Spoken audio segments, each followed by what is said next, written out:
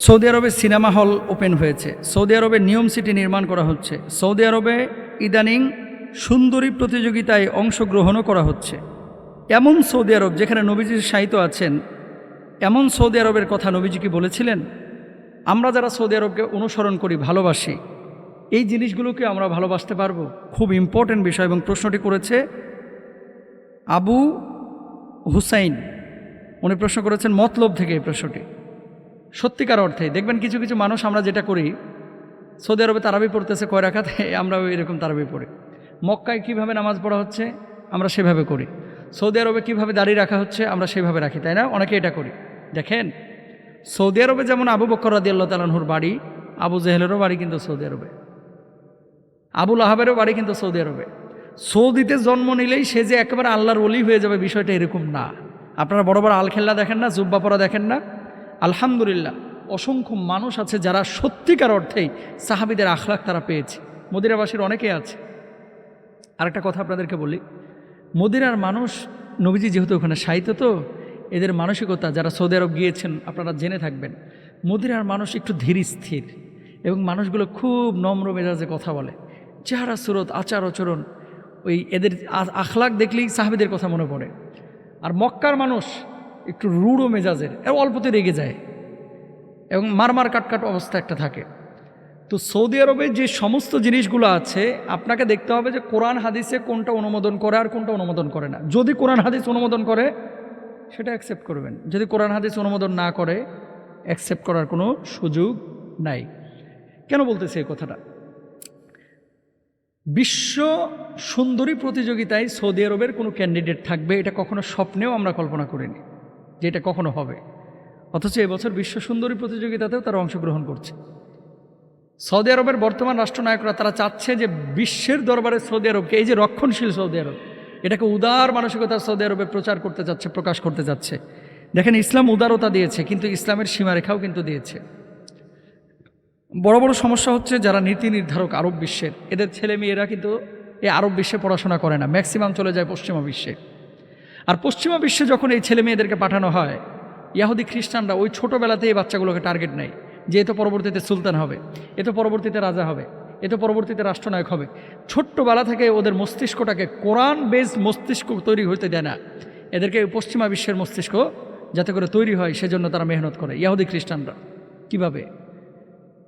আর মানে সুন্দরী প্রতিযোগিতা, এটা তো মানুষের একটা শারীরিক অধিকার। সিনেমা হল, এটা মানুষের মৌলিক অধিকার। গান বাজনা, এটা মানুষের মনস্তাত্ত্বিক অধিকার। নানানভাবে নানান অধিকার এভাবে তাদেরকে শেখানো হয়। এই ছেলেগুলো যখন আরব বিশ্বে ফিরে, বাপ ছিল সুলতান, রাজা, নিজেরা সুলতান হয়ে গেছে, প্রধানমন্ত্রী হয়ে গেছে, এখন ওই যে পশ্চিমা বিশ্ব তাদেরকে শিখিয়েছে, এগুলো এখানে বহির্প্রকাশ করছে।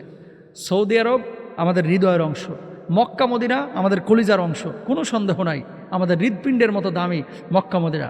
কিন্তু সৌদি আরবের বাদশাহ যা করবে, সৌদি আরবের রাষ্ট্রনায়করা যা করবে, সৌদি আরবের মানুষ যা করবে, সব কিছু হালাল, বিষয়টা এরকম না। জানেন আপনারা, সৌদি আরবে এই গত বছরের তথ্য অনুযায়ী গত বছর পর্যন্ত শুধু সিনেমা হল নির্মিত হয়েছে, গত 2-3 বছরে 154টা সিনেমা হল নির্মিত হয়েছে। আর এই সিনেমা হলগুলোতে বাংলা সিনেমা চালানো হয় না কিন্তু, আর হলিউডের সিনেমা চালানো হয়, আরব বিশ্বের সিনেমা চালানো হয়, বলিউডের সিনেমা চালানো হয়।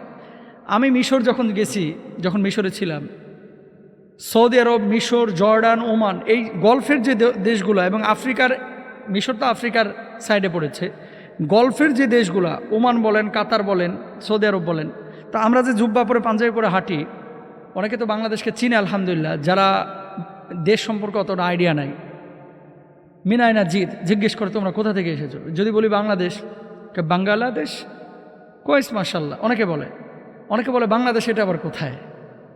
তো বাংলাদেশ এটা হিন্দুস্তানের পাশে, ভারতের পাশে। তো হিন্দুস্তানের নাম বললেই এই ওমানের পুলিশ অমিতাভ বচ্চন চিল্লাইতেছে। আস্তাগফিরুল্লাহ। আমার সাথে আরেকজন শায়েখ ছিল, তুই বাংলাদেশকে চিনিস না, তুই ওই দেশের নায়ককে চিনিস, তুই কেমন আরব? হ্যাঁ, তো যখন এই কথাটা আরবিতে বলা হয়েছে, সে আরও উৎসাহী হয়ে এবার আরবি গান না বলে সে ওই ভারতের হিন্দি গান শুরু করে দিছে। আমাদের দেশে দেখবেন আপনারা, চায়ের দোকানগুলোতে অনেকে টেলিভিশন ছাড়ে রাখে, যেখানে বাংলা সিনেমা ওই রাতে 2টা পর্যন্ত চলতেছে, দিনের বেলায় চলতেছে।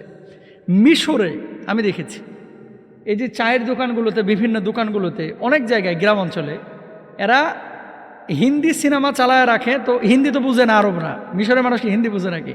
তো ওই নায়ক নায়িকাদের ওই কথাগুলো সাবটাইটেল করে আবার সিনেমাগুলোতে ছাড়ছে। এর চাইতে লজ্জাস্কর মুসলমানের জন্য আর কি হতে পারে? মুসা নবীর দেশ, আহা, ইব্রাহিম নবীর দেশ, ইরাক যান, এই যে ফিলিস্তিনে, গাজার কথা বলতেছি না, পশ্চিম তীরের অন্য অন্য অঞ্চল যে জায়গাগুলো রয়েছে, এখানেও অনেকে এই যে হিন্দি সিনেমা টিনেমা এগুলো পছন্দ করে। জর্ডানে যান, মানে এরা এত আসক্ত আরবরা। কালচারালি কিন্তু আরবরা এখন সেনা সংস্কৃতি শিখছে, আগে তো শিখে নাই। এই কারণে এরা আসলে যেটা পায়, ওই যে বদ্ধ গরু ছাড়া পাইলে যা হয় আর কি, মানে একেবারে লেজে গোবর অবস্থা করে ফেলেছে। তো আমি যেখান থেকে কথাটা বলতেছি যে সৌদি আরব আমাদের হৃদয়ের অংশ, তার মানে এই না যে আরব বিশ্ব যেটা করবে সেটা আপনার জন্য দলিল, সেটা হতে পারে না। তাহলে আপনি কি করবেন? ওমা আতাকুম রাসূলু ফাখুযুহু ওয়া মা নাহাকুম আনহু ফান্তাহু।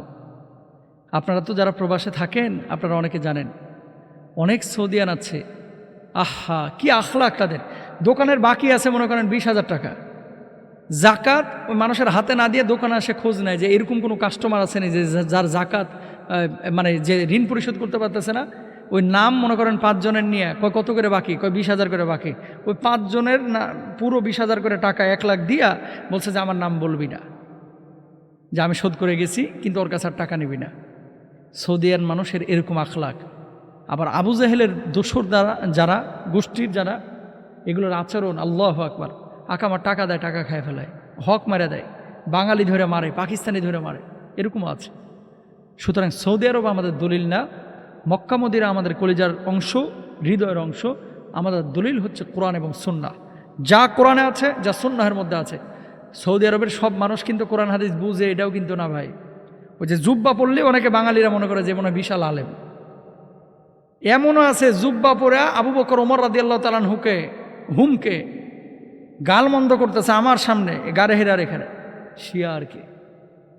তো কিন্তু দেখলে বাঙালি দেখলে মনে হয় এরা মনে করবে যে আব্দুল কাদের জিলানী রহিমাহুল্লাহর বংশধরের কোনো লোকজন হবে, মানে দেখলে মনে হবে যে আল্লাহর ওলি, কিন্তু অন্তরে সাহাবীদের প্রতি বিদ্বেষ, নাউজুবিল্লাহ। সুতরাং আমাদের দলিল কোরআন এবং সুন্নাহ। আল্লাহ বুঝার তৌফিক দান করুন।